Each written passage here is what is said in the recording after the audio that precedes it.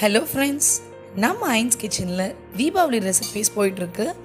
அந்த வரிசையில் இன்றைக்கி நம்ம பார்க்க போகிற ரெசிபி ஒரு சூப்பரான சிம்பிளான முறுக்கு. ரெசிபிக்குள்ளே போகிறதுக்கு முன்னாடி நம்ம ஐன்ஸ் கிச்சனை மறந்துடாமல் சப்ஸ்கிரைப் பண்ணுங்கள். கூடவே பெல் ஐக்கானையும் ப்ரெஸ் பண்ணிடுங்க.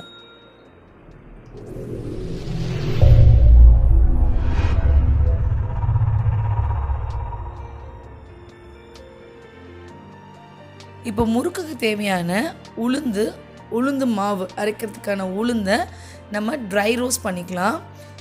உளுந்து கலர் மாறாமல் வறுத்து எடுத்துக்கோங்க, இல்லைன்னா முறுக்கோட கலர் மாறி போயிடும். இப்போது இந்த அளவுக்கு வறுபட்டோன்னே ஸ்டவ் அமர்த்திட்டு நல்லா ஆற விட்டுட்டு நல்ல ஒரு நைஸ் பவுடரை அரைச்சி எடுத்துக்கோங்க. இது அரிசி மாவு, நீங்கள் ஸ்டோரில் கிடைக்கிற மாவும் யூஸ் பண்ணலாம். இது நான் மில்லில் அரைச்சி வச்சுருக்க பச்சரிசி மாவு. இந்த முறுக்குக்கு பச்சரிசி மாவு தான் யூஸ் பண்ணணும். இது 3/4 கிலோ பச்சரிசி மாவு. இதுக்கு 3/4 கிலோ பச்சரிசி மாவுக்கு 50 கிராம் உளுந்து பொடி நான் சேர்க்குறேன். பவுடர் பண்ணி வச்சுருக்கோம் இல்லையா, அந்த உளுந்து பவுடர், அதை நான் சேர்த்துக்கிறேன். இது கூட 100 கிராம் பொட்டுக்கடலை மாவு சேர்க்குறேன். இவ்வளோ தான் இந்த முறுக்குக்கு மாவு விகிதம். இது கூட தேவையான அளவு உப்பு சேர்த்துக்கிட்டு கொஞ்சமாக பெருங்காயம் சேர்த்துறேன்.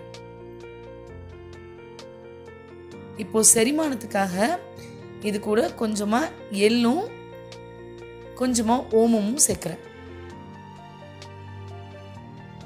100 கிராம் அளவுக்கு பட்டரை கடைசியாக சேர்த்துட்டு இப்போ நம்ம மாவை பிணைய ஆரம்பிச்சிடலாம்.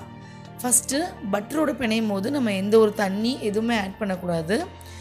எவ்வளோக்கு எவ்வளோ அந்த பட்டரு அந்த மாவு ஃபுல்லாக கோட் ஆக முடியுமோ அந்த அளவுக்கு நல்லா பிணைஞ்சிக்கணும். இப்போது நம்மளோட மாவு பட்டரோடு சேர்ந்து நல்லா க்ரம்பிள் ஆகிருக்கு பார்த்தீங்களா. இப்போ பிடிச்சி இப்படி பார்த்தீங்கன்னா நல்லா நம்மளுக்கு ஒரு உருண்டையாக பிடிக்க வரும். இந்த ஸ்டேஜில் கொஞ்சமாக தண்ணி தெளித்து நம்ம மாவை பிசைய ஆரம்பிக்கலாம். மாவு பதம் பார்த்திங்கன்னா சப்பாத்தி மாவை விட கொஞ்சம் சாஃப்டாக இருக்கணும். அப்போ தான் நீங்கள் முறுக்குரலில் போட்டு பீச்சும்போது உங்களுக்கு கை வலிக்காமல் சிரமமாக இல்லாமல் இருக்கும். பாருங்கள், இந்த அளவுக்கு மாவு சாஃப்டாக இருக்கும். இப்போ நம்மளோட முறுக்கை பொரிச்சு எடுக்கிறதுக்காக தேவையான அளவு எண்ணெயை நம்ம வாணலியில் சேர்த்துறோம்.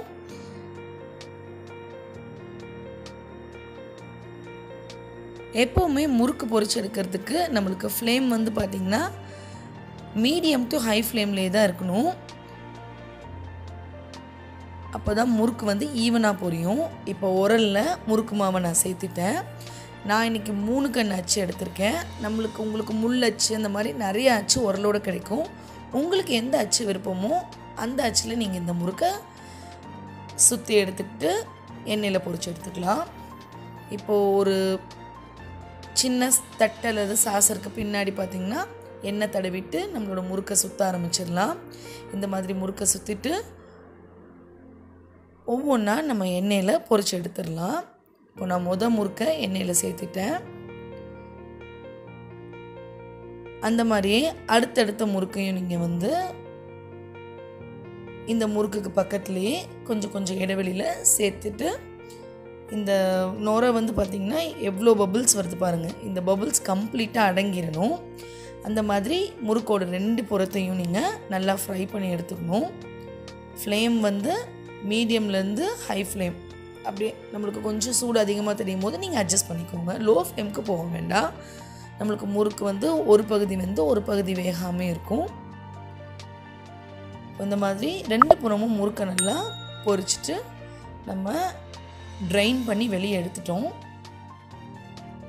நம்மளோட கிறிஸ்பான அருமையான ரொம்பவே சிம்பிளான, நீங்கள் சட்டுன்னு ஒரு 20 நிமிஷத்தில் இந்த முறுக்கை செஞ்சு முடிச்சிடலாம். ஸோ இந்த தீபாவளிக்கு கண்டிப்பாக இந்த முறுக்கு ரெசிபியை நீங்கள் ட்ரை பண்ணி பாருங்கள். ரொம்பவே சூப்பரான இந்த முறுக்கு எப்படி இருந்தது அப்படின்ற கமெண்ட்டை நீங்கள் கமெண்ட் செக்ஷனில் கண்டிப்பாக சொல்லுங்கள். மறந்துடாமல் நம்ம ஐன்ஸ் கிச்சனை சப்ஸ்கிரைப் பண்ணுங்கள். உங்கள் ஃப்ரெண்ட்ஸ்க்கு ஐன்ஸ் கிச்சன் பற்றி ஷேர் பண்ணுங்கள். தேங்க்ஸ் ஃபார் வாட்சிங்.